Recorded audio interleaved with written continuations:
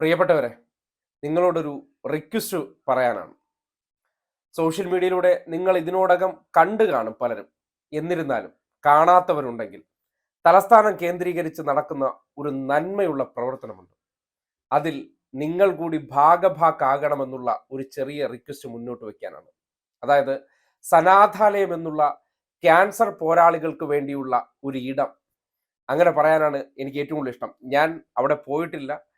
അതെങ്ങനെയാണ് പ്രവർത്തിക്കുന്നതെന്ന് സോഷ്യൽ മീഡിയയിലൂടെ കണ്ടിട്ടുള്ളൂ. നിങ്ങൾക്ക് സോഷ്യൽ മീഡിയയിലൂടെ ഏറെ പരിചിതരായിട്ടുള്ള രണ്ട് വ്യക്തികളുണ്ട്. ആർജെമാരാണ്. ആർ ജെ ഫിറോസും ആർ ജെ സുമിയുടെ നേതൃത്വത്തിലെടുത്ത ഒരു ഇനിഷ്യേറ്റീവിന്റെ ഭാഗമായിട്ടാണ് കേട്ടുകേൾവി ഇല്ലാത്ത രീതിയിലുള്ള ഒരു ക്യാൻസർ പോരാളികൾക്ക് വേണ്ടിയുള്ള ഇടം. അത്രമാത്രം മനോഹരമായിട്ടുള്ള ഒരു ക്രിയേഷൻ ആണെന്ന് പലപ്പോഴും ഫിറോസിന്റെ സോഷ്യൽ മീഡിയ പോസ്റ്റുകളിലൂടെയാണ് ഞാൻ അതിനെക്കുറിച്ച് മനസ്സിലാക്കിയിട്ടുള്ളത്. ഞാൻ ഇതുവരെ അവിടെ പോയിട്ടില്ല എന്ന് പറഞ്ഞിട്ടുണ്ട്.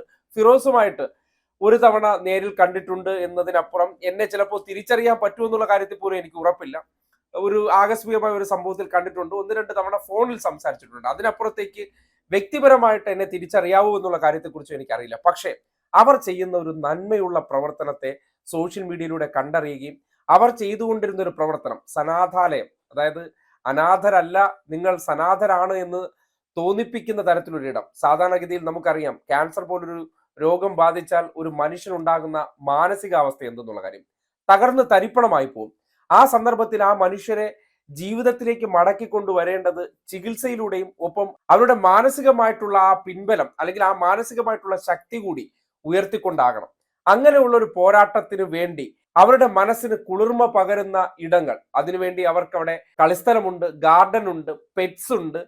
ഒപ്പം തന്നെ അവരുടെ വീട്ടുകാർക്കും അവിടെ നിന്ന് ആ കുട്ടികൾക്ക് അല്ലെങ്കിൽ മുതിർന്നവർക്കായിരുന്നാലും ഇഷ്ടപ്പെടുന്ന ഭക്ഷണം അവരെല്ലാവരും കൂടി ഉണ്ടാക്കി കഴിക്കുന്ന ഒരിടം എന്ന് പറയുന്നത് എത്ര മനോഹരമായിട്ടുള്ള ഒരു കോൺസെപ്റ്റ് ആണ്. അതൊരു വാടക കെട്ടിടത്തിലാണ് നടന്നിരുന്നു എന്നാണ് മനസ്സിലാക്കുന്നത്.